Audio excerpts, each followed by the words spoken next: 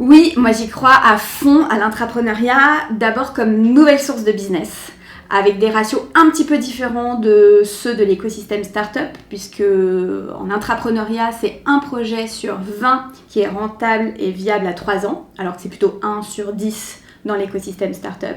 Donc oui, je crois à l'intrapreneuriat comme nouvelle source de business, mais aussi comme nouvelle source de mindset dans les entreprises et comme transformation, comme levier de transformation des entreprises.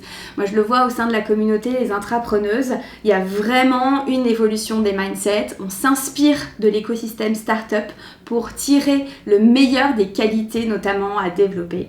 Par exemple, développer le pouvoir de conviction, développer sa résilience, tout ça avec des méthodes start-up qui sont l'avenir aussi du travail chez les corpos.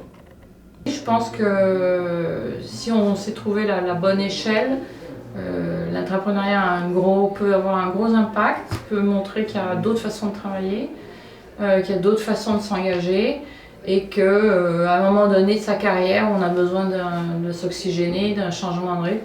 L'entrepreneuriat est là. Je ne suis pas sûre que ça a un impact sur un très grand groupe, en tout cas où ça c'est très long. Et le problème c'est que beaucoup de dispositifs sont mis en place et ensuite démantelés, on va dire, souvent assez rapidement, avant qu'il ait vraiment pu avoir un impact approfondi sur l'ensemble de l'entreprise.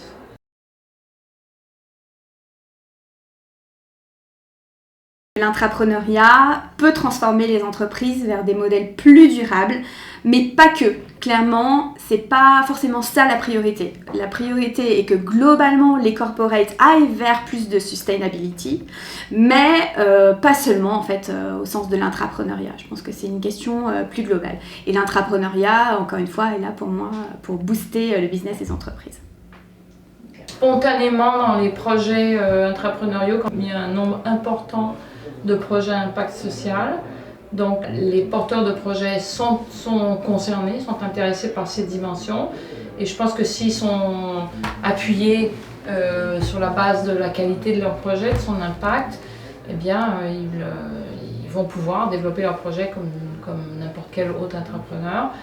Et je pense aussi que c'est une expérience unique de pouvoir travailler au bien commun en fait, dans un cadre qui est quand même confortable avec un salaire. Je pense que c'est vraiment un privilège.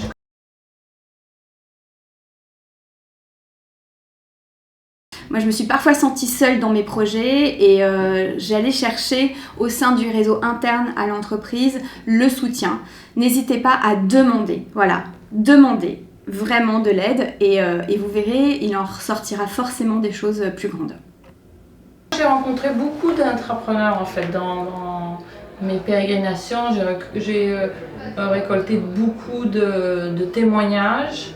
Parfois, l'anecdote, c'est une anecdote un peu triste d'une déception, d'un sentiment de trahison, mais qui est à la mesure de l'enthousiasme, de l'engagement de l'entrepreneur. Donc moi, mon message, c'est que prenez bien soin de vos entrepreneurs.